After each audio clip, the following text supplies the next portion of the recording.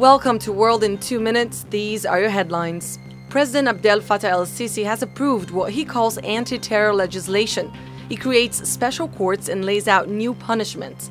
Sentences range from 5 years for inciting violence to death for leaders of violent groups.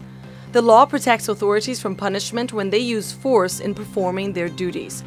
Sisi deposed Egypt's first democratically elected president, Mohamed Morsi, in a military coup in 2013.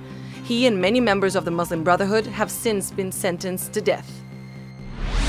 A Turkish government official says the US didn't give Turkey prior knowledge about coalition airstrikes that hit the Syrian town of Atma last Tuesday. The strikes reportedly killed more than 24 civilians and hit a Syrian opposition arsenal.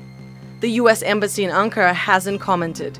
The Turkish Ministry of Foreign Affairs released a statement last week that neither its Incirlik Air Base nor Turkish airspace were used to launch the strikes. The strikes were carried out in spite of a NATO agreement that coordinate efforts against targets in Syria. Sri Lankans have begun voting for their next prime minister.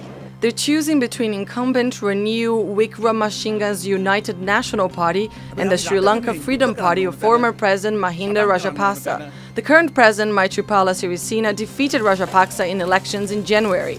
Sirisena called the early vote because he's been unable to pass legislation in parliament. Officials have deported 5 people of Haitian descent who they say are illegal residents. The government based its decision on a controversial law that strips the citizenship of Dominican citizens with undocumented parents. After the new law was heavily criticized, the Dominican government passed a law that allowed some people to apply for temporary residency. Tens of thousands of people are now living in refugee camps in Haiti. Thanks for watching TRTworld.com, Istanbul.